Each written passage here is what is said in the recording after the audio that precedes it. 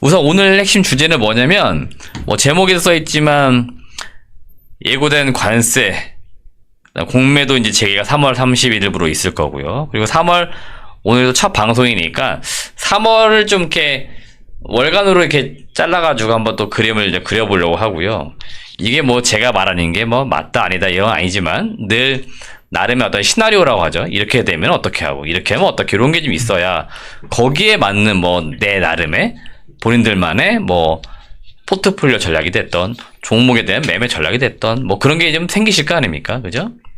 그래서 그런 걸 한번 또 같이 의견을 좀 나눠보는 시간을 가져보려고 하니까, 예, 그렇게 오늘 또 한번 1시간 좀 알차게 꾸려보도록 하겠습니다.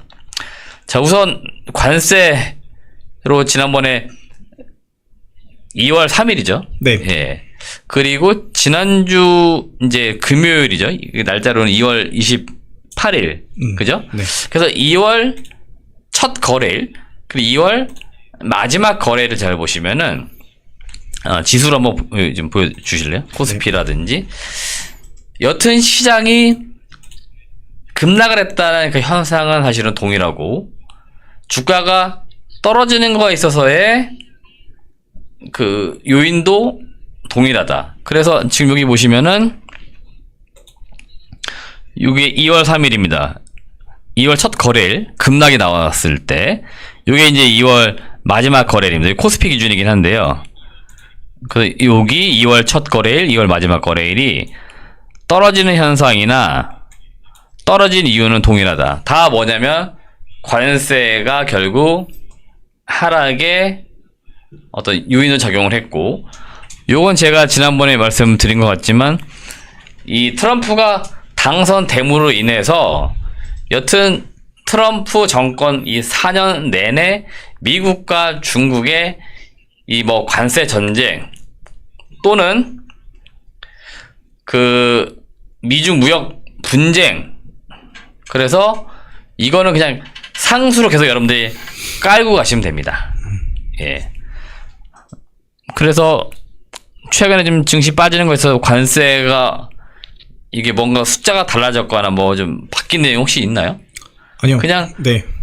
2월 그때 하겠다고 한 거 네. 뭐 그대로 한 겁니다. 네, 맞습니다. 뭐 문제가 있나요? 잘 생각해 보세요. 조만간 관세 매길 거야 했던 거 그대로 했잖아요. 말한 대로. 네. 트럼프는 이런 사람이라는 거죠. 언제까지 이걸 하겠어요? 뭐 내가 원하는 거, 네. 내가 원하는 거 얻을 때까지. 그러니까 이게 국익에, 예, 도움, 내가 원하는 만큼의 도움 될 때까지 무언가 자기가 협상 카드든 뭐 정책적 카드든 쓸 수 있는 거는 쓰는 방식, 이게 이제 트럼프의 방식이기 때문에 지금 이제 트럼프 정권 이제 시작이라서 이거 계속 변수가 아닌 상수로 작용하는 겁니다. 그래서 이 이슈로 주가가 이제 빠졌다 그러면은 이건 제가 볼 때는 겁을 내기보다는 오히려 떨어졌을 때가 매수 기회 요인이 될 수 있기 때문에 그건 여러분들이 시장을 좀 바라보실 때 떨어지는 것을 꼭 나쁘게 볼 필요는 없을 것 같습니다. 아마 트럼프는 이렇게 해서 실제로 하다가도 자기가 얻을 거를 얻게 되면 네. 뭐 어떻게 할까요? 뭐 철회를 하든. 그렇죠. 뭐 네. 그런 식으로 할 거라고 저는 생각을 합니다. 네. 다시 정리해 보자면 관세를 매겨서 트럼프 입장에서 좋을 건 사실은 하나도 없단 말이에요. 네. 다시 정리해 보면 물가는 올라가고, 예, 뭐 이런 현상이 자꾸 나타나게 되면은 자기 임기 내 경기는 안 좋아지고, 네. 예, 트럼프 입장에서 나중에 평가받을 때 좋을까요? 별로 없을 것 같아요. 그래서 지금 얻고자 하는 거 결국 관세 전쟁의 그 저 끝에는 누가 있냐면 중국인 겁니다. 중국. 중국이 있는 거다. 그래서 계속 모든 것들은 중국을 그냥 어디든 다 안에 깔고 뭔가 지금 하고 있는 거다라고 보시면 되겠고, 최근에는 아예 뭐 그 또 잊어버렸네요. 이름 그 마약 뭐죠? 펜타닐. 예, 그거 이야기 또 나옵니다. 네. 예. 그러니까 트럼프도 관세를 뭐 엄청 매기려고 하는 건 아닐 거다. 라고 좀 보시면 될 것 같아요. 그래서 지금 이 관세 이슈는 우리나라 이제 기업들 입장에 놓고 볼 때 계속 전전긍긍하게 만드는 이슈인 것 같은데, 이거는 제가 볼 때는 시간이 좀 더 지나고 이제 트럼프 좀 임기가 지나고 하면서 약간은 좀 이 뭐 악재라면 이 악재 힘이 좀 퇴색되지 않을까라고 봅니다. 예. 나중에는 뭐 이 악재가 나와도 시장에서 별 반응이 뭐 없는 뭐 그런 단계까지 아마 오게 될 겁니다. 그래서 그거는 제가 볼 때는 크게 이제 문제 조건 없는데 두 번째 이제 공매도 재개 이거는 좀 이야기가 달라요. 예. 아까도 제가 들어오기 전에 공매도가 재개되면 지금 봐서 뭘 먼저 때릴까? 어디를 제일 먼저 때릴까? 많이 올라와 있는. 혹시 여러분 생각에는 좀 이번에 공매도가 재개가 되면은 어느 쪽 섹터를 제일 먼저 때릴 것 같아요? 뭐 댓글로 좀 달아줄 수 있으면은 한번 달아봐 주실래요? 예. 뭐 여러분들의 의견도 들어보는 거니까. 어디가 될 것 같아요? 그냥. 많이 올랐던 종목들이 좀 네. 그렇겠죠. 그러면 뭐 로봇주도 그럴 수 있고.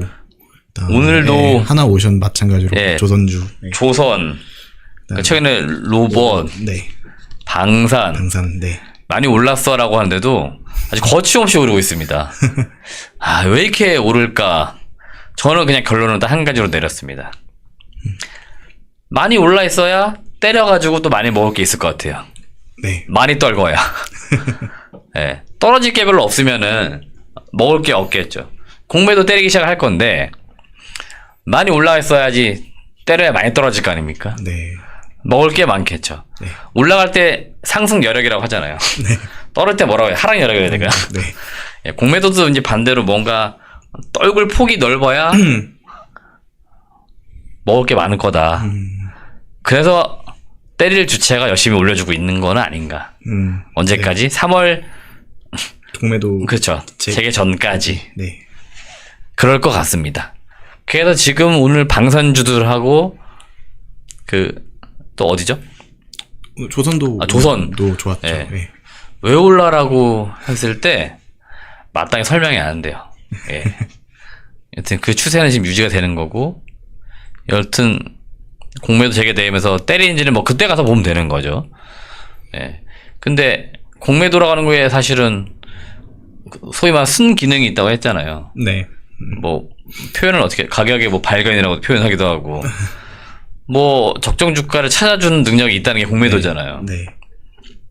그렇게 따지고 보면 지금 뭐 삼전을 때릴까요 혹시? 바닥에 있는 삼전을? 때려도 뭐 하이닉스 많이 떨어지는 그런 애들을 네. 때릴까? 그럴 것 같지는 않단 말이죠. 제가 볼 때. 네. 그래서 주식시장에서는 이유가 없어도 어떤 많이 올라간 기업이 떨어지면 누가 물어봤을 때 왜 떨어져 그러면은 뭐 많이 올랐잖아 라고 하면 그냥 자연스럽게 해결이 되는 거죠.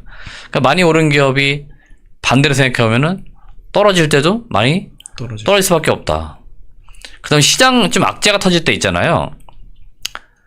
차익 실현을 하는 입장에서도 손실 마이너스 30% 40%된 게 오늘 한 10% 더 빠져서 마이너스 50 됐다고 해서 손절할까요? 안 하죠. 그렇지는 않아요. 네.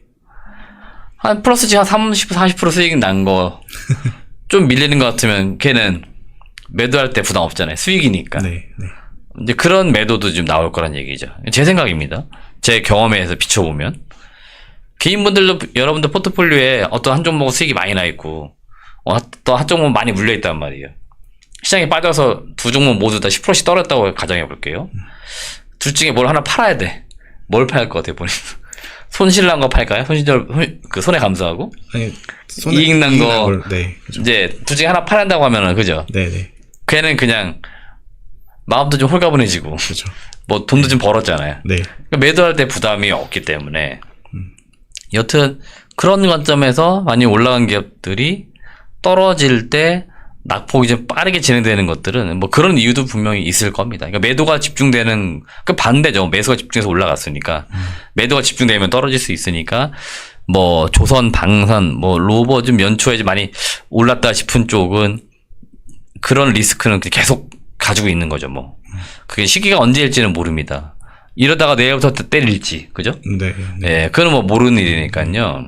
그래서 계속 뭐 조선이나 방산 혹시 올라가는 거를 아주 잘 가지고 계셨던 분들은 일단 올라탄 말에 잘 탔으니 계속 어떤 뭐 시점 본인들이 원하는 그 시기적인 부분까지 가져가서 수익을 실현해보고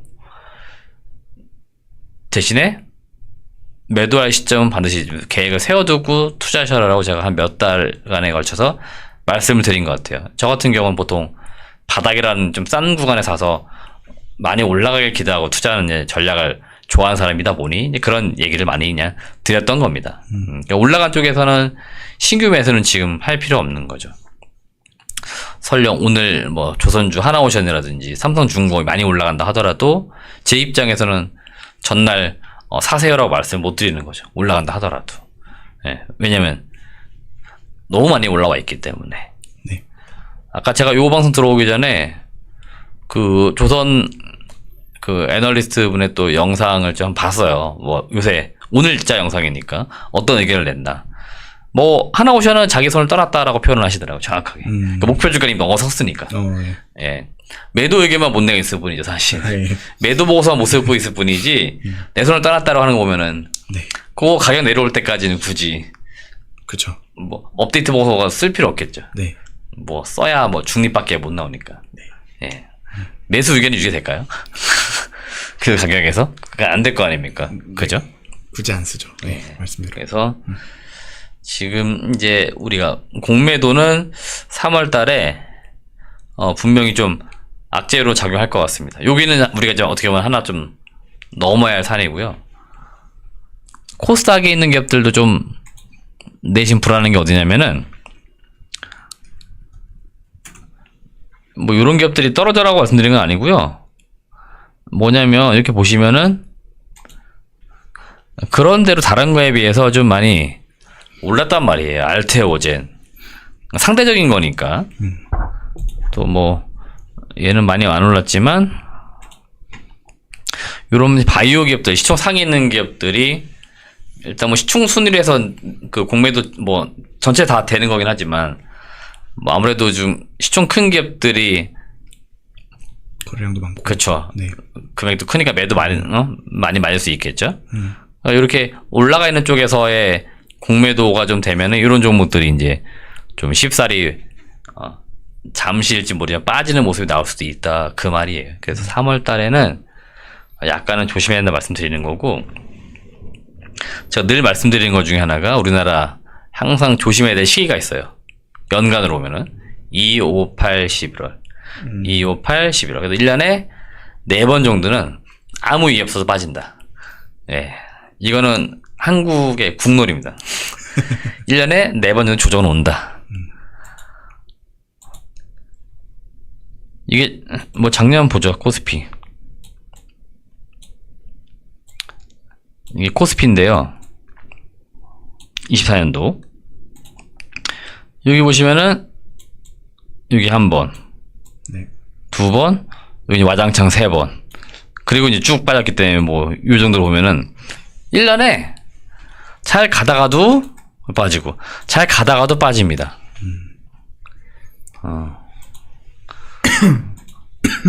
몸이 되면 23년도 가볼까요?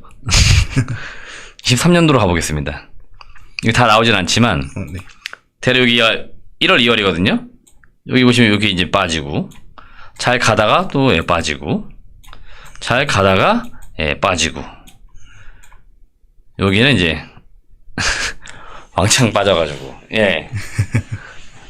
그러니까 우리나라 증시는 잘 가다가도 항상 이게 좀 쉬어가는 구간이 나오는데 정기적으로 보면 여기는 뭐 3월이었고 여기는 뭐 대략 5월이었고 여기는 7, 8월 여기 한 12월, 11월. 그래서 제가 그냥 경험적으로 항상 조심하는 시기가 2월, 5월, 그 다음에 8월, 11월인데 이유가 나름대로 있긴 있어요.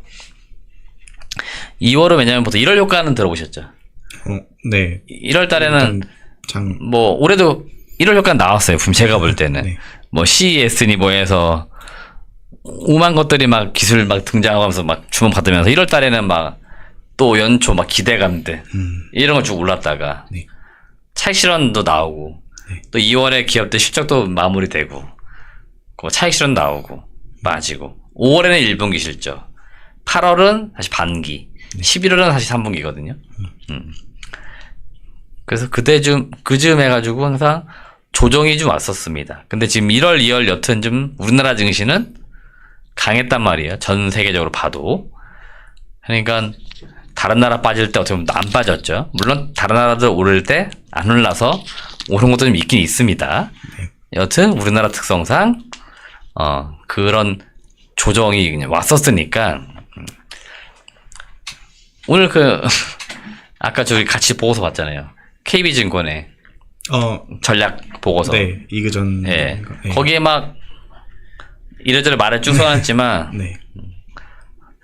정리해보자면은 3월에 떨어질 수 있으니 조심하라는 얘기를 하신 것 같은데 네. 또 애널리스트의 어떤 직업자 특성상 꿋꿋내 매도에 대한 얘기를 하진 않아요. 다시 추세적으로는 반등할 거니까 네. 오를 거다라는 얘기를 계속 합니다. 근데 그 내용을 좀 세부적으로 읽어보니까 제가 방금 말씀드린 것처럼 공매도도 있고 네. 이런 것들 때문에 좀 3월에 조심해야 된다는 얘기를 좀 한 것 같고 다른 쪽 보고서에서도 보면은 현금 비중을 좀 늘리라는 얘기는 좀 많이 나옵니다. 오늘 그다음 제가 외신 미국 쪽에 IB 이제 애널리스트가 되겠죠. 그쪽에서 나오는 헤드라인 기사 봤는데 거기에서 현금 비중을 많이 늘려라는 얘기를 좀 해요. 그래서 일단 지금 시장을 이렇게 보실 때 매수를 막 적극적으로 해야 되느냐 그렇지는 않다는 거를 먼저 서두에 말씀드리면서 이제 섹터별로 좀 이야기를 해보도록 하겠습니다. 오늘은 주제별로 얘기를 좀 해볼까요? 뭘 먼저 해볼까요? 양회나 인터 배터리? 양회. 네. 양회 먼저 할까요? 그러면 양회? 네. 네. 양회 이야기를 좀 해보겠습니다. 내용을 좀 정리한 제가 보면서 일단 오늘 개막을 했습니다. 양회가 정협이 먼저일 거예요 아마. 정협이 뭐의 약자냐? 이거 외우지 않으면 항상 몰라가지고. 죄송합니다. 정협, 그 다음에 전인대. 제가 정리해놨는데, 찾지를 못하고 있네요. 네, 전국 정치협상회의. 이걸 정협이라고 합니다. 여기서 오늘 이제 개막을 한 거고요. 내일 이제 전국 인민대표회의, 전인대. 정협이 이제 전인대 나오기 전까지는 이제 국회 역할했던 어떤 기관이었다 보시면 되겠고, 지금은 정책 자문 이제 기구로서 역할만 하는 것 같고, 실제로 전인대가 이제 좀 더 중요해 보입니다. 우리나라로 치면 이제 국회, 법률 이런 결정, 이런 것들을 하는, 중요 회의이기 때문에 전인대에 좀 포커스를 두는 거고, 항상 우리가 연초 이 3월 되면은, 양에 주목하는 이유, 경기부양책이 나오고, 산업정책이 나오고, 또 있지만, 항상 1월 장이 좋았다가 2월에 약간 꺾였던 느낌들이 있고, 새로운 어떤 모멘텀을 이제 불러일으켜야 되는 시기가 사실 3월이에요. 3월 첫 주에 보통 양해가 많이 했기 때문에, 시장에서는 양해에 주목해라. 이런 얘기를 제가 볼 때 많이 던진 것 같아요. 경기 부양책 나오면, 그냥 단순 생각해 보시면은 중국 소비주. 네. 요새는 그런 건 또 안 가더라고요. 파라다이스니, 면세점주라고 해야 될까? 네. 약간 이런 쪽은 옛날에 많이 시장에서 얘기했거든요. 이런 거와 함께. 요새는 그런 얘기는 좀 별로 없는 것 같아요.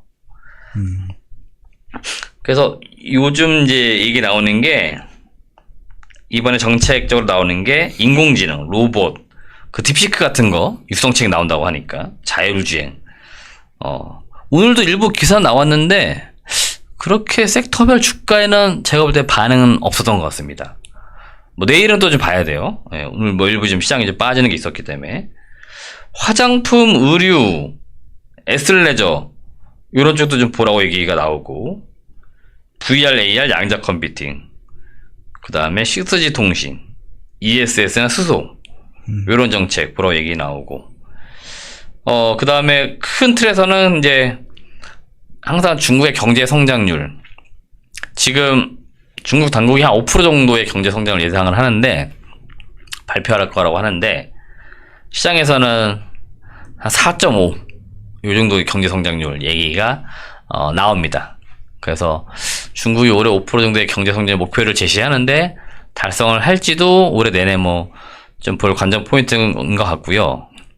요 중국의 경기 상황하고 맞물려서 그냥 제 이건 뇌피셜이지만 한번 몇 번 말씀드린 적도 있을 건데, 중국이 제조업 기반으로 이게 컸던 시기가 있잖아요. 네. 그리고 이제 코로나를 좀 겪으면서 그다음 미국 쪽에서 제조업에 대한 기한 정책을 좀 쓰면서 중국이 여튼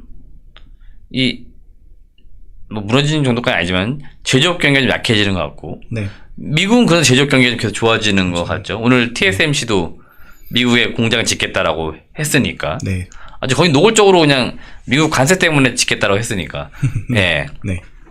그러니까 미국 현재 공장이 생기면 반도체 공장이 생겼으니 거기에 일자리도 생기고 거기에 일하는 사람들이 다시 또 받은 급여로 소비가 또 이루어지고. 네.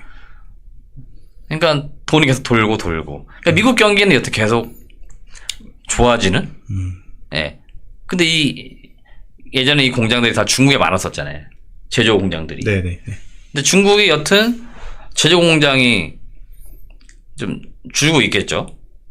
미국으로 가니까. 네. 예, 미국으로 가고 또 베트남도 가고. 네. 우리나라 기업들만 하더라도 지금 뭐 작년 연말에 LG 디스플레이가 LCD 공장 매각도 하고. 네. 옛날에 거기서 생산 많이 했으니까. 그러니까 그런 식으로 자꾸 이제 줄이니까 중국 내 소위 말해 양질의 일자리들이 많이 줄고 있는. 물론 그 자체적으로 어떤 기업들이 생기면서 자체 이제 자국 기업들 등장으로 뭐 보완은 되겠지만 여튼 지금 보면은 그런 흐름이 제가 볼 때는 있다라고 생각돼요. 뇌피셜이긴 해도. 그래서 이게 그만큼 제조 산업이 중요한데 중국이 이게 좀 계속 약해지고 있는 느낌이 분명히 있습니다. 그거를 여튼 중국 쪽에서는 인구가 많으니까 이 내수 이제 소비 같은 거를 좀 부양하기 위해서 쓰지 않을까. 그래서 나오는 것들이 뭐 아까 말씀드렸던 화장품, 의류 이런 쪽이거든요. 그런 게 나오는지도 여러분들 볼 필요 있을 것 같고,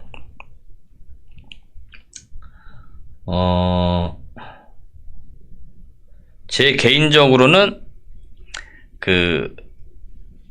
이제 AI 전쟁이라고 해야 될까요? 네.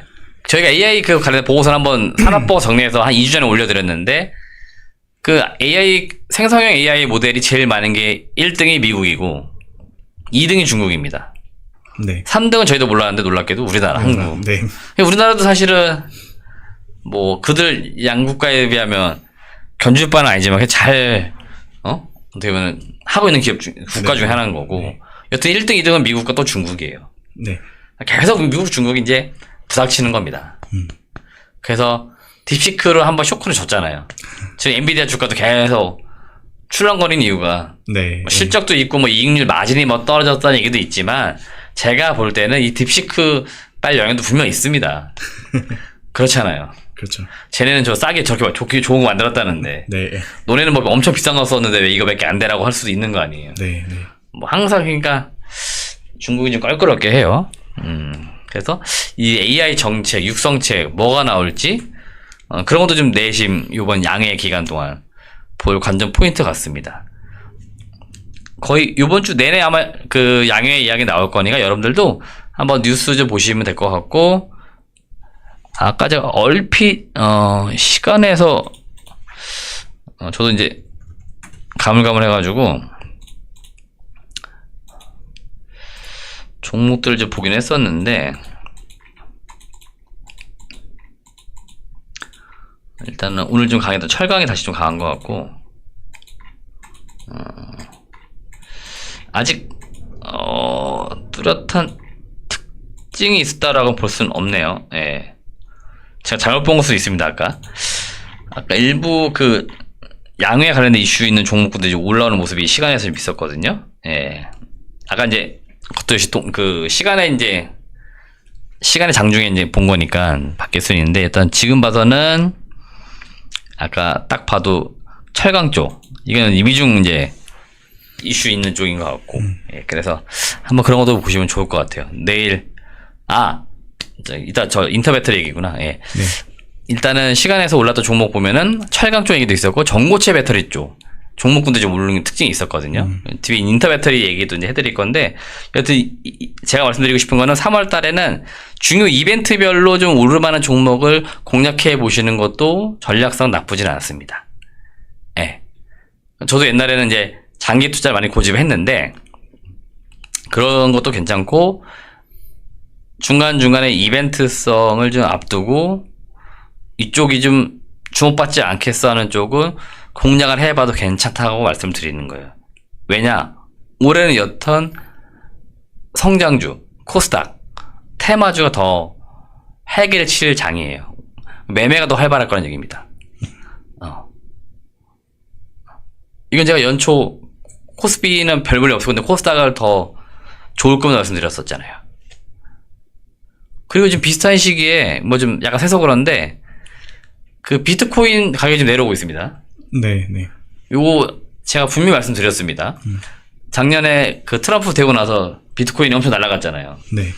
여기에는 100% 투기성 자금도 들어가 있기 때문에 이 투기성 자금에서 차익 실현이 일어나면은 그 자금들이 뭐 3전을 사겠습니까? 하이닉스 우량주를 사겠어요? 그렇지 않아요. 100% 코스닥에 있는 작은 기업. 그렇죠. 작은 기업 테마주로 들어올 네. 거다. 예. 그러니까 투기성이 좀 강한 자금들. 그게 지금 코스닥으로 더 들어올 거다 했기 때문에 제가 방금 말씀드린 것처럼 중요 이벤트별로 조금 섹터 종목을 잘 잡으면 뭐 그런 대로 수익률 방어가 잘 될 수 있는 그런 시장이기 때문에 결코 뭐 시장 하락이나 뭐 급락을 나쁘게만 보지 마라 라고 말씀을 드렸던 겁니다. 그래서 그 부분도 우리가 좀 생각해보자고 말씀드린 거니까 그렇게 이해해 주시기 바라겠습니다. 자, 현재 시각 8시 31분이고요. 지금 몇 분 뭐 들어와 계실까요? 25분 들어와 계시고요. 네. 오늘 주제가 재미가 없어가지고 아까 저희가 한 6분 계시더라고요. 대기하시는 분이. 오늘 많이 안 들어오실 거라고 생각했는데 그런 대로 25명 정도 들어오셨으니까 제가 볼 때는 매일 들어오신 분이 거의 들어오신 거예요. 예. 네, 그렇다고 생각합니다. 네. 나온 김에 뭐 좀 볼만한 얘기가 좀 있을까요? 이제 2017AK님께서 네. 이제 마지막에 말씀하신 게 중국 관련 주식이 오를까요? 이제 화장품이랑 이제 엔터 좀 오를까요? 라고 질문하시긴 하셨습니다. 네. 이거 제가 엔터 얘기 좀 해드려야 되긴 할 것 같은데 오늘 제가 동시효과 때는 엔터주가 막 많이 빠지는 걸로 봤거든요. 이거 잠깐 좀 치워주시면은 아까 막 동시효과 마이너스 한 5%씩 빠지는 거 제가 봤는데 이게 마이너스 3.6에서 반등이 나왔고 아까 SM도 좀 많이 빠지는 거 나왔는데 일단 결론부터 말씀드리면은 엔터주들은요 좀 빠진다 싶으면 제가 볼 때는 사시는 게 괜찮을 것 같습니다. 네, SM도 그죠? 마이너스 6% 갔다가 시가 마이너스 한 4.88 저점이 마이너스 6% 갔다가 오늘 오히려 플러스로 세웠네요. 하이브 YG YG 엔터도 오늘 얘는 그런데 잘 방어됐네요. 플러스 4%. 오늘도 YG 엔터는 또 그 뭐죠? 넥스 트레이드 또 5종목 중에 하나더라고요. 대체 거래소. 네. 네. 그 다음에 하이브. 하이브. 예. 네. 하이브는 좀 많이. 하이브도 오늘 밀렸다가 많이 반등 못했는데 제가 볼 때는 좀 덜 빠진 것 같고 엔터를 좀 사시는 거는 괜찮습니다.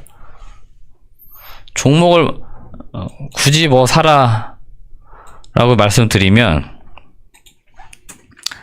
저는 그냥 늘 착한 JYP 엔터니까 예, JYP 엔터나 SM 요새 YG 엔터도 목표 주가 올리는 보고서 나오더라고요. 7만 얼마가 이제 올리더라고요. YG 엔터 지난주 나온 보고서거든요. 네, 한 7만 얼마로 7만 6천 원이었나? 예, 그 정도 목표 주가를 올리는 보고서 나왔어요.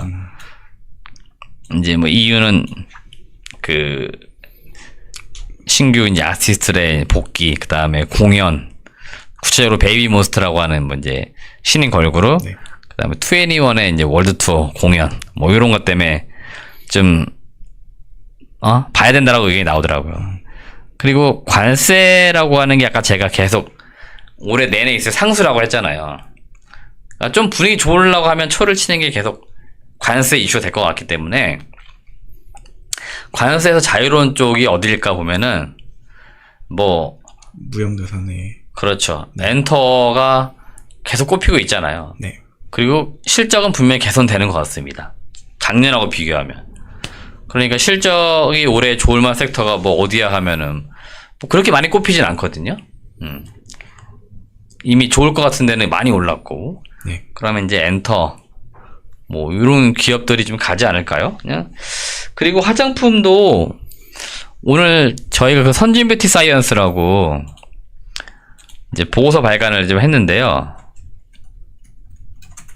이 화장품 이제 원료를 이제 공급한 업체인데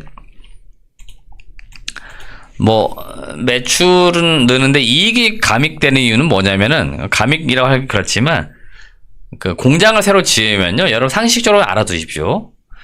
공장이 딱 만들어서 얘가 뭐 가령 한 100% 정도의 그 가동했을 때 매출이 100이 달아놓고 보면은 초기에는 매출 막 풀캐파 100을 돌릴 수가 없습니다. 근데 매출이 한 100 중에 20만 나와도 비용은 어떻게 돼요? 크게 잡히죠. 예. 네. 그래서 그 감가상각비나 뭐 공장을 돌리기 위한 인력 채용도 있을 거고 네. 그런 고정비는 나름 이렇게 매출이 20이 나오던 100이 나오던 고정비니까 이 정도 나온단 말이죠. 이 정도 비용이 나올 거고 매출은 여기밖에 안 나오니까 처음에 이렇게 가다가 이렇게 되는 거죠. 네. 이해되십니까? 그럼 여기 이제 고정비, 물론 이제 고정비도 약간 오르고 내리고 하겠지만 고정비 성격은 이렇게 가지만 매출은 이렇게 조금 처음 가동률 낮을 때는 낮았다가 서서 이렇게 올라간단 말이에요. 그래서 나중에는 매출이 많아지고 원가와 이제 뭐 판관비 비용 해가지고 나중에 영업이익 순이익 해가지고 막 나오는 거잖아요. 지금은 이제 올해는 ODM 신공장을 돌리기 때문에 그 감가상각과 고정비가 들어가서 영업이익률이 좀 약간 떨어지는 것처럼 보이는데 매출만 놓고 보면 계속 올라가는 구조예요. 그러니까 어느 순간 매출도 이익도 이제 같이 올라가는 그 흐름이 나올 거예요. 그리고 화장품 섹터의 그 트렌드상 상반기가 조금 이제 실적이 좋은 그런 흐름이 있을 것 같아요. 그래서 지금 화장품 관련된 기업들 중에 좀 바닥을 기고 있는 기업들이 있으면은 보시는 게 어떨까 말씀드렸던 거고, 선진 뷰티는 나름대로 제가 그냥 뭐 차트를 뭐 보거나 그런 사람은 아니지만 그냥 제가 보는 관점에서는 한참 이렇게 내려가던 주가가 더 내려가지 않고 옆으로 가더니 뭔가 이렇게 보통 역배열이 정배된다라고 하죠. 뒤집어지는 겁니다. 그러니까 이 관성의 법칙도 무시는 못해요. 계속 내려가는 애들은 올라오기만 하면은 물려있던 사람들의 매도 물량으로 빠지고 또 올라오려면 빠지고 그래서 보통 소위 말하는 매물 이런 하향 추세가 만들어지죠. 고점이 계속 낮아지는. 근데 어느 순간 얘를 이제 뚫고 올라오면서 이렇게 전환이 되죠. 그러면 반대죠. 고점이 계속 이렇게 높아지는 요런 흐름이 만들어진다는 거고, 이 주가가 이렇게 올라갈 거라고 예상했을 때 얘 전망도 이렇게 올라갈 수 있는 전망인지, 주가는 가고 있는데 전망이 이렇게 떨어지는지를 보는 거죠. 얘는 지금 전망만 놓고 보면은 올라가는 게 맞거든요. 그러면은 이 주가가 이렇게 전환되는 게 나름의 어떤 논리로 볼 때는 성립되는 거잖아요. 회사가 좋아지니까, 실적이 좋아지니까 이렇게 이제 주가 다시 올라가려고 하는. 근데 회사는 안 좋아지고 계속 더 안 좋다고 하는데 주가만 올라가면 좀 의심을 해봐야죠. 테마인지 뭔지. 예. 네, 이렇게 저는 그래서 얘는 좀 이렇게 올라가지 않을까 해서 제가 나름 좀 저점이라고 생각해서 보고서 발간을 했던 거거든요. 그래서 한번 보세요. 선진 뷰티 사이언스도 1분기, 아마 1, 2분기까지는 좋을 거고, 그 어차피 공장 가동이 뭐 제가 볼 때 3분기 정도예요. 그럼 이제 가동부터 회계 처리상 매출 나올 때 비용 방향도 같이 하는 거니까 상반기까지 실적에는 큰 무리는 없을 거예요. 그리고 이제 분위기가 좋다라고 했기 때문에 제가 볼 때는 그래도 화장품주도 보면 어떨까? 이런 의견 드리는 겁니다. 네. 그래서 아까 그 우리 2078K님이 문의 주셨는데, 이건 제가 이제 직접 오늘 보고서 발간한 기업이니까 이 기업을 토대로 제가 화장품 섹터 얘기를 좀 드린 겁니다. 뭐 다른 쪽은 좀 어떤가요? 뭐 저 주가를 다 체크하지 않았지만 이런 뭐 클리오도 제가 작년에 갔다 온 기업인데 상방이 좋았을 때는 붐 불다가 이제 빠지긴 했네요. 그죠? 근데 지금은 여튼 뭐 뭔지 몰라도 뭐 그렇게 뭐 빠진다기보다 옆으로 가는 느낌이잖아요. 그러니까 이래도 다시 올라올 수 있는 어떤 사업적인 좀 이벤트가 있는지를 보시라는 얘기입니다. 다만 이거 그냥 뭐 단순히 주가만 그냥 뭐 차트로 해가지고 뭐 이렇게 뭐 그런 게 아니고 사업이 지금 잘 되고 있는지 그런 거 좀 보시라는 얘기예요. 또 화장품 뭐가 있을까요? 뭐 코스맥스, 뭐 ODM들. 뭐 네. 그래서 시장에서는 얘를 제일 많이 얘기하더라고요. 네. 예. 얘는- 아니 코스맥스 MBT네요. 코스맥스. 얘는 많이 빠지지는 예. 않았을 겁니다. 네. 얘는 추세가 네. 그런 대로 괜찮습니다. 네. 예. 이번엔 뭐 사상 최초 매출 2조 넘었다라고 막 하는데 하여튼 화장품 ODM, OEM 그다음에 인디 브랜드 이 정도. LG 생활 건강이나 그 아모레퍼시픽은 아직도 잘 모르겠습니다. 좀 더 제 생각이지만 뭔가 주가가 올라오기에는 뭐 걸림돌이 있지 않을까 싶어요.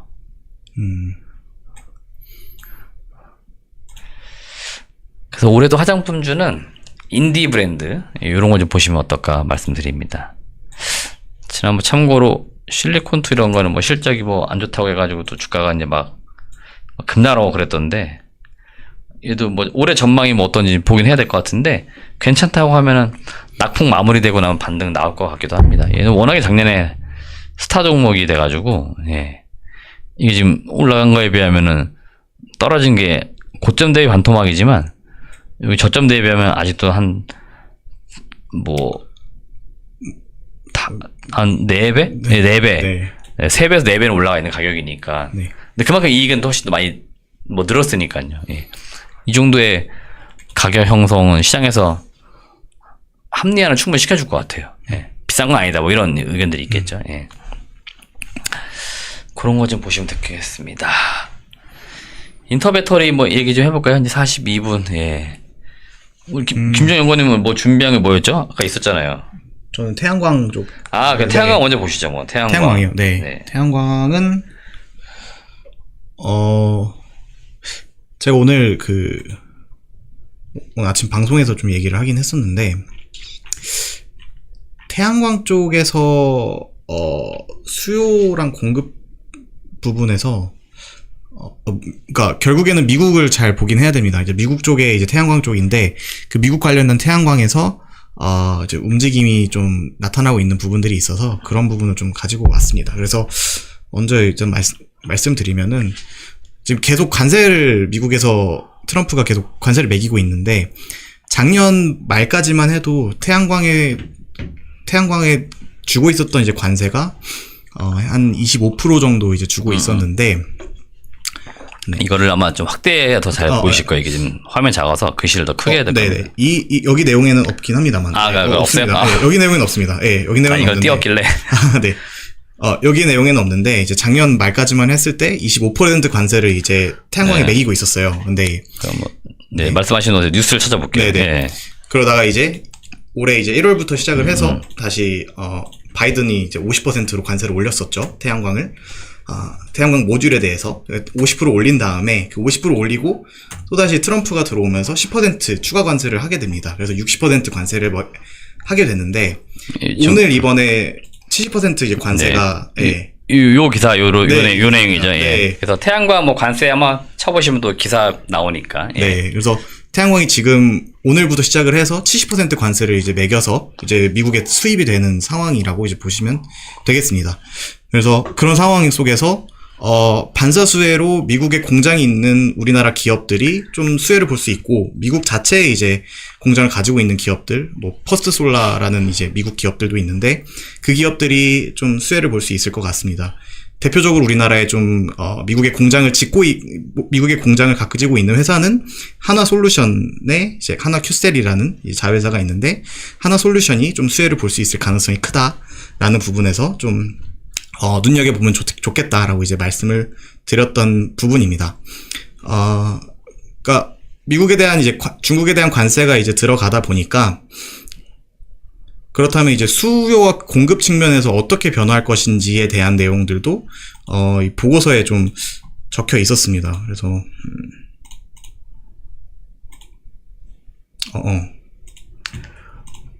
이거 태양광도 잘 보시면요. 그러니까 하나 뭐 세세하게 뭐 정책이 어떻게 뭐 숫자가 어떻게 되고 이건 몰라도 여러분들 미국이 지금 하고 있는 모든 어떤 그 정책의 메커니즘을 잘 이해해 보시면은 네. 미국이 계속 공장을 뭔가 짓게 하거나 네. 자꾸 그걸 하고 있는 겁니다. 그러니까 미국이 그 제조업의 비중이 한 10% 초반까지 많이 떨어졌을 거예요. 그래서 이 제조업에 대한 이 기반을 사실 뭐 트럼프만 한 건 아니고요. 그전 정부 바이든도 보조금 줘서 공장 짓게 하든지 뭐도 계속 막 짓게 하는 겁니다. 네. 네. 그러니까 미국을 나갔던 그 기업들을 다시 그 미국으로 복귀를 시키는 거예요. 네. 그래서 바이든이나 트럼프나 사실은 우리 입장에서는요, 그냥 미국 잘 먹고 잘 사는 정책이라고 보시면 돼요. 지금 관세 정책이나 미중 무역 분쟁에 뭐 분란을 일으키는 것들, 우크라이나 종전, 네. 제가 미국의 국익에 뭘 도움을 받을 수 있냐. 네. 지금 협상 결렬된 이유가 뭐예요, 사실 그 광물 그거. 그죠. 광물 협정인데. 예. 그걸 사실 가져오고 싶은 거고 미국은. 네. 돈 되니까. 네. 네. 네. 근데 이제 당장 죽게 생긴 저 젤렌스키 입장에서는 내 신체를 먼저 지켜야 되는 거 아니야, 안보. 네. 네. 이거 될 때까지는 내가 사인 못 한다는 거 아니에요. 근데 미국은 지금 보시면 태양광 관세도 그렇고 다 네. 미국에 빨리 공장 지어서 맞습니다. 우리나라 국민들 일자리 만들어 여기서 팔어 뭐 그런 거 맞아요. 하는 겁니다 지금. 맞아요, 맞습니다. 네. 뭐 정책을 어렵게 이해할 필요 없습니다. 계속 설명해 주세요.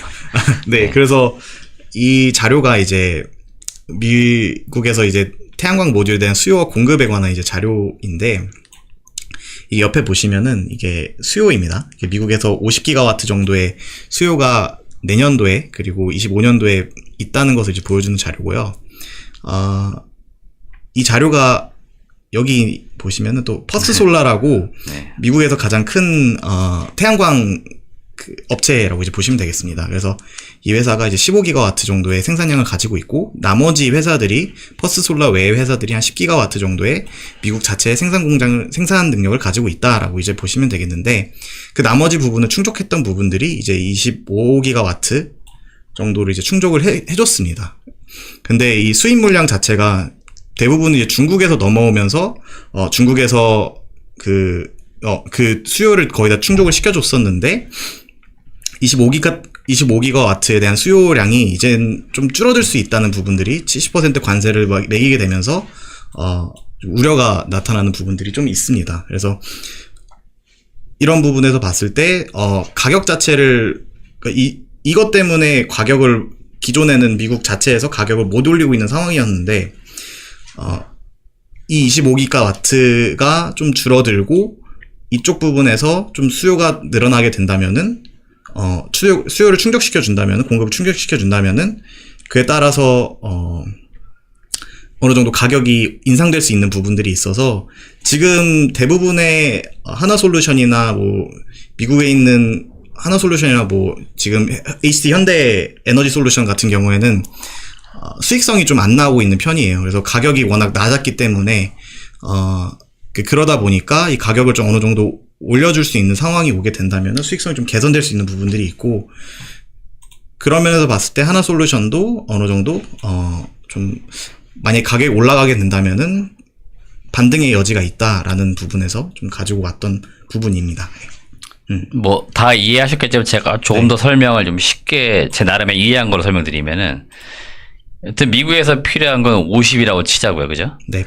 미국 자체적으로 있는 기업들이 대충 15, 10, 25 정도 채울 수 있는 거잖아요. 네네. 나머지 25를 이제 다른 나라에서 수입해가지고 이제 충족을 시켜줬던 건데, 여기 이제 중국이 많이 껴있었다는 거잖아요. 중국이 많이 맞아요. 예. 네. 근데 이제 중국산에 이제 관세를 올리면서 자연 가격이 좀 올라가겠죠. 네네. 예, 저 미국 내에서 유통될 수 있는 네. 제품의 가격들. 네. 예, 그러면 옛날에는 중국계 그냥 싸니까 많이 그냥 가져다 썼는데. 네. 왜냐면 얘가 그런데 품질도 괜찮고. 그렇죠. 가격이 월등히 싸니까. 네. 근데 관세를 매겼더니 가격이 올라가 버린 거죠. 네. 그러면 굳이 뭐 중국산 쓰는 거보다 뭐 다른 쪽에서 살 수 있으면은 채울 수 있으면 네. 뭐 그런 개념입니다. 네. 근데 또 거기에 우리나라 하나큐셀이 있네. 네. 미국의 공장이 또 있네. 네. 그러니 우리 하나큐셀이 그동안 장사가 좀 덜 됐다가 더 잘 될 수 있겠네? 뭐 이렇게 되는 거죠. 네. 맞아요? 맞습니다. 예, 그 얘기를 하는 겁니다. 예. 그래서 근데 뭐 수요가 50원에 100이 될 수 있는 거고, 그죠? 네. 그러면 뭐 시장의 수요는 더 늘어날 수 있는 거고. 네. 항상 뭐 간단합니다. 수요와 공급의 논리예요. 맞습니다. 예. 네. 공급자의 공급 가격이 지금 올라가 버리는 뭐 네. 그런 현상이 나타나는 거잖아요. 네. 네. 그러면 얘네들도 약간 판가좀 올릴 수 있고. 뭐, 맞습니다. 기존에 10,000원에 팔던 거 중국산이 가격이 올라가 버리니까 난 한 11,000원에 올려도 쟤네가 살 수 있지 않을까? 뭐 그런 거 아니에요. 예. 뭐. 맞습니다. 그 정도로 이해하시면 되죠. 맞습니다. 뭐. 예. 수요가 혹시나 줄어들 수 있냐 뭐 이런 우려가 있는데 수요가 줄어들긴 힘들다는 게 힘든 이유는 이제 아무래도 전력 수요가 항상 이제 부족한 상황이다 보니까 가장 빠르게 전력을 공급할 수 있는 게 태양광이라고 하더라고요.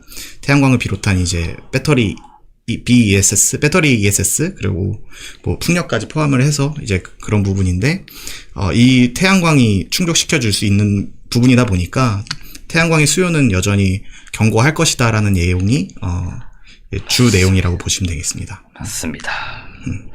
시간이 한 10분 남았는데 인터 배터리 얘기를 좀 주로 달아서 좀 해볼까 하는데 지금 우리 또 TSMC 미국 공장 요것도 제가 한번 오늘 주제로 가져오긴 했었거든요. 그래서 인터 배터리 얘기는 제가 그 이번 주 목요일 날 저희가 산업 보고서 발간이 돼요.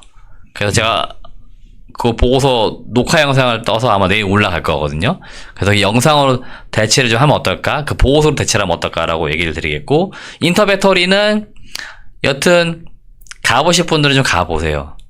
뭐 제품을 좀 볼 수 있는, 실물을 볼 수 있는 기회들이니까. 저는 참고로 올해 안 갑니다. 제가 작년에 갔다 왔는데 제 기준에서 요번에 나오는 기사들을 봤을 때는 엄청 새로운 기술이 있지는 않을 것 같아요. 그래서 저 같은 경우는 지난번에 가장 기억에 남았던 건 사람이 굉장히 많다는 거. 그래서 발 디딜 틈이 없어가지고 뭐 좀 보려고 하면은 우르르 몰려 있어가지고 저같이 키가 작은 사람들은 앞에 누가 이제 쭉 그 병풍을 쳐버리면 안 보여요. 뒤에서 이렇게 까치발고 봐도 안 보인다. 그래서 네. 저는 언론에 나온 내용 가지고 그냥 사후에 다시 한번 보려고 하는 거고, 뭐 삼성도 코엑스 가깝다 하시는 분들은 한번 가보십시오. 그거를 일단은 그 영상으로 인터 배터리 얘기를 가늠해야 될 것 같고, 네. 2017 그 AK님이 TSMC가 미국의 공장을 이제 짓는다라고 오늘 그 새벽에 아마 뉴스 나왔을 건데, 이것도 아까 제가 말씀드렸지만 그 미국 입장에서 놓고 보면 미국의 공장을 지어주는 게 미국 입장에서 상당히 좋은 거고, TSMC가 제가 하나 좀 충격받은 건 뭐냐면, 아까 저희가 얘기를 했지만 그동안 그 TSMC가 주로 이제 대만에 그 현재 공장이 있을 때는요, 여기 뭐 지진이 좀 난다든지 네. 또는 중국이랑 뭐 계속 분쟁 때문에 싸우게 되면 이거 공장 안 돌아가고 이러면 어떻게 해서 그 한때는 또 뭐 물 부족해가지고 뭐 공장이 안 돌아가면 어떻게 해서 막 그것도 지역적 어떤 특성 때문에 삼성의 어떤 파운드리가 좀 수혜를 보지 않겠어 했던 게 있었거든요. 네. 근데 TSMC가 만약에 미국 현재 공장을 지어버린다, 제가 만약에 팬리스 업체고 파운드리를 찾아가야 네. 파운드리를 찾아가야 된다. 그럼 삼성 파운드리보다는 TSMC 찾아갈 것 같아요. 그렇죠. 그래서 사실 이 TSMC가 미국에 공장을 짓게 되면은 삼성 파운드리에게는 꽤나 큰 위기가 좀 오지 않을까 예상이 됩니다. 그러니까 지금도 점유율이 너무 벌어져 있어요. 그래도 옛날에는 한 전체 100이라 놓고 보면 TSMC가 한 50, 60 가져가면 삼전에서 한 20 정도 가지고 이랬는데, 네. 작년 3분기까지인가? 아마 9%대가까지 숫자를 본 것 같아요. 그 삼성 파운드리 점유율이. 그 처음에 삼성 실적 나올 때마다 항상 나오는 게 삼성 파운드리 가동률 떨어져가지고 실적이 뭐 그쪽 파트에서 몇 조 손실이고, 그래서 그걸 매몰에서 어느 정도 메꿔가지고 전체 반도체 사업부 영업이익이 한 2.9 이렇게 나왔다. 3조나 이렇게 얘기 나오는 거니까 같은 반도체 내에서도 거기 까먹는 지금 사업부인데, 대만의 TSMC가 미국 현재 공장 다 지어버린다? 어떤 중국과 대만의 그 안보 불안도 해소도 되고, 지진 관련된 부분도 해소되고, 네. 그러면 전 세계 많은 팬리스 업체들이 야, 우리 반도체 TSMC 니네가 만들면 좋겠어라고 할 것 같아요. 그래서 이거 향후에 TSMC랑 삼성 파운드리의 경쟁이 어떻게 될지는 요거 흐름만 가지고도 여러분들이 좀 지켜는 봐야 될 것 같습니다. 삼성에게 또 다른 위기가 될 것 같습니다. 삼성 최근에 미국에 짓는다고 아직 얘기 안 나왔잖아요. 네, 네. 우리 아까도 봤지만 네. 그 보조금 바이든이 준다고 한 게 얼마냐면 6조 좀 넘는다고요. 네. 지금 이번에 파운더리 투자한다라고 한 그 TSMC 투자금 145조거든요. 그러니까 보조금 그냥 뭐 큰 돈이긴 하지만 전체 투자 금액의 어떤 비중을 놓고 보면은 또 그렇게 또 큰 금액은 또 아니란 말이에요. 삼전이 좀 잘 나갈 때는 뭐 한 개 분기 정도 이익이 뭐 냈으니까 뭐 6조 이런 거는 한 개 분기만 3개월에 돈 버니까 네, 네. 보조금이라든지 이런 거보다는 빨리 미국에 짓겠죠 무조건. 미국에 지을 겁니다 더. 그래서 우리도 어느 정도 경쟁력을 좀 가져가야 될 것 같다는 위기의식이 있었고 TSMC가 공장을 지어서 수혜 볼 수 있는 게 분명히 있습니다. 국내에도.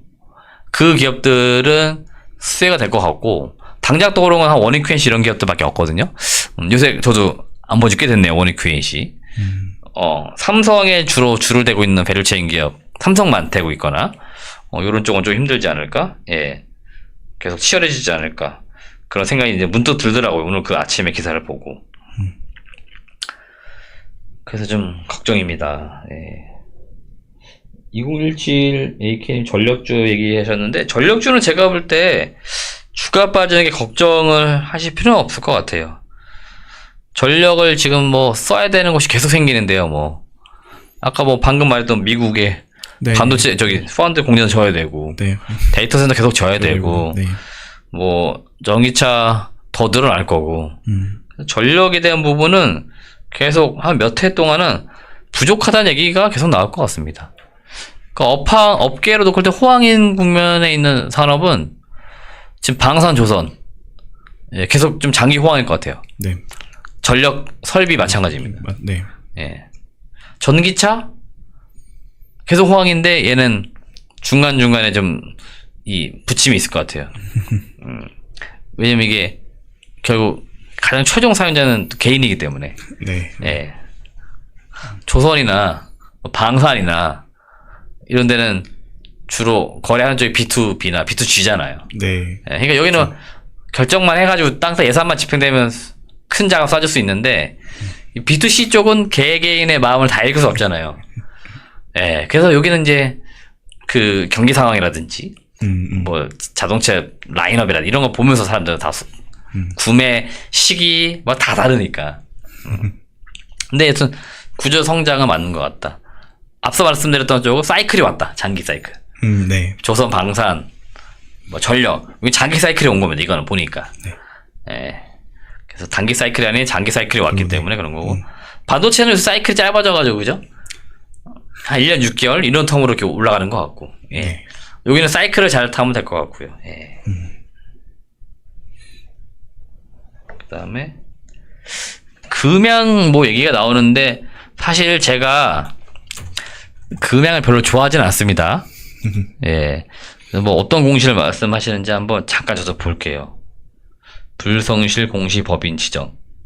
요걸 좀 뭐 말씀하실까요? 보통 유상증자 결정을 했다가 철회. 그래서 뭐 벌점을 뭐 받고 해가지고 뭐 그런 건데 여기서 잠깐만요. 예.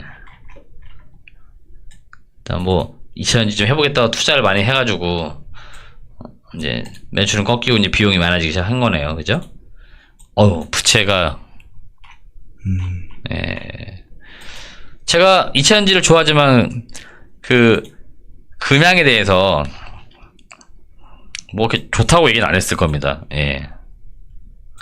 금양은 또 이 시장에 좀 유명하셨던 분 계시잖아요. 왜? 예. 그래서 내일 거래 정지다.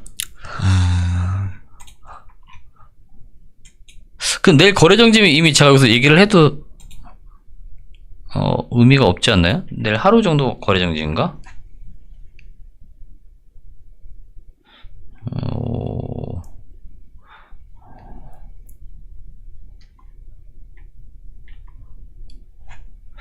뭐 거래 정지가 나왔나요? 여튼 결론만 말씀드리면요. 저는 이제 금양 같은 기업을 투자를 하지 않기 때문에 제가 뭐 늘 말씀드리죠. 회사는 의도가 됐든 의도치 않던 거 간에 그 안 좋아질 수 있습니다. 그래서 회사가 안 좋은 기업에 계속 그 매달려가지고 잘 되길 좀 바라면 좀 힘들 수 있다. 근데 돈을 좀 잘 벌고 뭐 회사도 계속 좋아지고 있고 근데 주가가 떨어져 나갈 좀 힘들게 해. 걔는 뭐 기댈 때는 있어요. 언젠가 올라올 수 있으니까. 여기는 제가 봤을 때 좀 힘들어 보이고 뭐 이번 인터배터리 나오는지는 모르겠습니다. 나오는 걸로 알고 있습니다. 예. 여기 뭐 저점 뭐 인터배터리 발표한다고 하는데 글쎄요. 금양이 그 2차전지 그 투자나 개발의 진심이었다라고는 합니다. 근데 유럽의 누구죠? 노스볼트. 네. 그 다음에 뭐 한 21, 20년도에 갑자기 막 등장했던 그 많은 기업들이 우리 국내 배터리 3사를 위협할 것처럼 했다가 파산 신청하고 막 힘들어졌단 말이에요. 지금 앞에 잘 나가는 형님들도 지금 힘든데 예, 후발주자로서 뭔가 좀 하기에는 시장 개척이 힘들지 않을까요? 금양은 제가 볼 때 좀 그런 측면에서 좀 그렇다, 좀 안 좋다 말씀드렸던 거고요. 결정적인 사실은 이겁니다. 이거 제가 얘기 드린 적 있는지 모르겠는데 몽골이 땅이 엄청 넓죠. 네. 예. 전 세계에 그렇게 돈 많은 기업들이 땅 넓은데 그 뭐 자원이 많아서 그걸 왜 안 캐서 왜 안 썼을까요? 교통. 예. 몽골에 바다가 없습니다. 네. 그러니까 캐는 비용이 한 10이라고 치면 이거 차에 실어가지고 바다까지 끌고 나오는데 한 비용이 한 90 뭐 들어가는 거예요. 장사해서 돈을 벌어야 되는데요. 비용이라고 하는 게 이제 그걸 따져보지 않겠습니까? 몽골이 이제 바다가 없고 이제 그런 이제 어떤 운송에서 비용들을 그런 것들 때문에 전 세계적으로 많은 그 기업들이 개발을 안 했던 건 아닐까 이런 생각을 해봐요. 예. 근데 2년 전인가요? 그 왜 금양이 몽골에 뭐 해가지고 여기 뭐 심지어 어제도 기사가 나왔네. 주주달래기 나선 금양에서 몽골 광산 4억 원 검증 나선다. 뭘 검증할까요? 광산의 채굴 작업 환경과 채굴권의 유효성, 수익성, 객관적으로 확인한 기회를 제공해 모든 의혹을 해소한다는 계획. 제가 볼 때는 그냥 말도 안 되는 소리 같습니다. 이건 좀 꼭 짚고 넘어가야 될 게 자, 여기 뭐 그냥 여러분들 상식적으로 그냥 앞에 산이 있다고 생각하십시오. 그래서 흙을 갖다 팔던 뭐라도 해서 캐가지고 내가 뭘 좀 팔겠다. 앞에 뭐 이런 하여튼 뭐 베이스 캠프나 이런 시설 없겠습니까? 예, 있을 수 있다고요. 4박 5일 동안 뭐 얼마나 보여줄 것 같아요. 예. 보여주기식 어떤 쇼일 수 있습니다. 더 적나라한 게 말씀드려요. 요 이름 바꿨습니다. 앱2 뉴로사이언스 지오린 에너지. 저한테 와서 우리 리튬 추출 기술 있어가지고 DLE 기술인가 해가지고 네, 그거 네. 지금 아냐 그 다음에 저거 뭐 미국에 네, 샘플 네. 설비해놔서 그거 추출하는 거 지금 하고 있다고. 네. 하긴 뭐래요. 예, 다 팔고 나왔습니다. 그리고 이거 다 넘긴 거예요. 이거 다른 쪽이에요. 네. 저한테 IR을 열심히 하더라고요. 제가 면전에다 대고 기술 정말 좋고 뭐 포스코라 뭐 한다고 하니까 그 리튬 뭐 잘 팔 때 매출 내서 나한테 다시 오라고 제가 해서 정확하게 제가 코멘트를 뭘 말씀드렸냐, 52주 신고가에 내가 보고 써줄 테니까 실적 내오라 그랬어요. 52주 신고가에 내가 저런 비싼 가격에 보고서 나왔어 해도 괜찮으니까 리튬 추출 기술 가지고 가서 리튬 잘 뽑아내면은 매출 나오니까 그때 나한테 와서 IR 하라 그랬어요. 제가 못한다고요. 제 그냥 관점에서 그냥 그렇게 얘기한 겁니다. 그 사람. 그래서 금양은 제가 볼 때 빨리 포기하시는 게 좋을 것 같습니다. 예. 뭐 지금이라도 혹시 뭐 건질 수 있는 금액이 있으면은 그냥 건지시는 게 어떨까. 예. 뭐 그래도 내일 뭐 팔 수 있다고 해도 뭐 손실이 크면 그게 사실은 쉽지는 않습니다. 근데 1000을 투자했는데 그게 한 마이너스 90%에서 100이 남았다. 근데 이게 100이 조만간 휴지가 좀 될 것 같다. 그럼 100이라도 건지면은 이익이 꽤 큰 겁니다. 네. 반대로 주가가 똑같이 1000에서 90% 날라가서 한 10% 남았다고 칩시다. 근데 얘는 실적이 계속 좋아져. 이익이 계속 찍히고 있어. 얘는 올라가지 않겠어는 희망이 있다고요. 기다리면 언젠간 올라가겠지 희망이 있을 수 있다고. 근데 좀 아닌 기업은 좀 과감하게 아니라고 빨리 본인이 단정을 지으셔야 돼요. 예. 그래서 종목이랑 사랑에 빠지지 말란 얘기 하잖아요. 예. 회사에서 하는 모든 게 다 좋게 보이거나 그럴 거라는 일종의 가스라이팅? 네, 그런 걸 수 있다고요. 아니면 내가 주주라고 계속 거기 회사에 같이 상주하면 살지 않는 이상은 뭐 어떻게 그 일일이 체크하겠습니까? 네. 이거 아까 뭐 4박 5일 간다고 하는 거 몇 명 데리고 갈까요? 이거 금양 주주 7명. 7명이 중에 뭐 친구가 있을지 어떻게 알아요? 여기 뭐 누가 간지도 모르잖아요. 금양주 7명, 임직원 4명. 그렇죠. 예. 그냥 차라리 몽골 구경을 좀 시켜준다고 하세요. 그러면 차라리 이 기사가 더 신뢰성 있는 기사 같습니다. 네. 네. 그래서 몽골은 거기서 뭘 캐서 해도 괜찮은데 여기 라이브니까 여러분들만 그냥 듣고 그냥 마시라고 말씀드리는 겁니다. 이런 기업 절대 하지 말라고 말씀드리는 거예요. 앱트로 뉴로사이언스. 제가 아까 우연히 기사를 봐가지고 이거 좀 말씀드릴게요. 제이스콜린스 제 앞에서 리튬이 기대했더니까 자기네는 그 NCM에 니켈을 광산을 해가지고 팔겠다고. 얘네 계획이 이거예요. 필리핀에 얘네는 저기 있어요. 광산이. 그래서 그거를 캐서 덤프에 실어가지고 필리핀은 바다가 있잖아요. 바다에 가져온 다음에 이거를 팔겠다라고 하더라고요. 제가 알겠다고 했습니다. 니켈, 리튬이 뜨니까 니켈인, 얘네도 좀 힘듭니다. 여기 보시면. 거의 뭐, 껍데기만 있는 회사라고 보시면 돼요. 이런 기업들 제가 사지 말라 말씀드리는 거예요. 뭐, 저희한테 너네는 왜 매도 보고서를 안 써? 라고 하시는데요. 아니, 이런 기업을 뭐 분석해서 힘들게 분석한 다음에 매도 보고서를 써요. 제가 보고서 한번 쓰려면, 뭐, 얼마나 오래 걸리는지 아세요? 이렇게 정리 한번이라도 하려고 하면. 그 노력을 들여가지고, 투자하게 매도를 할 거면, 이거, 쓰레기 회사니까 사지 마세요라고 그냥 심플하게 얘기해 드리는 게 더 여러분들에게 아주 각인 잘 된다고요. 그러니까 좋은 기업을 추천도 드리겠지만 안 좋은 기업은 안 좋다라고 얘기를 좀 해드려야 된다 생각합니다. 특히 3월 달은 이제 상패 시즌이라서 뭐 그럴 줄 몰라내는 기업들이 많이 등장합니다. 이제 그 감사보고서 나왔더니 다 적정인데 얘는 왜 비적정이 뜨고 저기 뭐 의견 거절. 골치 아픈 거예요. 네. 네. 지금 시즌 돌아왔습니다, 여러분들. 이런 애들이 꼭 이상하게 이럴 때 기사도 많이 나오죠. 돈도 없는 애들이고 돈도 없는 애들 기사도 많이 내요. 그래서 안 좋은 기업은 여러분들 빨리 안 좋다고 인정을 하십시오.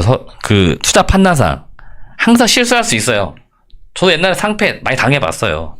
여러분들은 비슷한 시기에. 답답하니까 탐방 다니기 시작한 거예요, 제가. 뉴스만 보고 투자하려니까 답답해서 탐방 내 다닌 거예요. 네 말도 못 믿겠다. 예. 기사 말도 못 믿겠다. 내가 가서 보고 싶다. 직접 듣겠다. 그래 다니기 시작한 겁니다, 제가. 네. 그래서 여러분들은 뭐 금양뿐만 아니고요. 좀 안 좋은 기업들은 과감하게 좀 정리하는 것도 필요하다. 예. 그렇다고 이 관계자분들이 혹시 보셔가지고 저에게 그 소송을 걸 필요는 없습니다. 예. 그냥 제 의견일 뿐입니다. 예. 제 의견상, 예. 그 의견을 드렸다는 거예요. 예.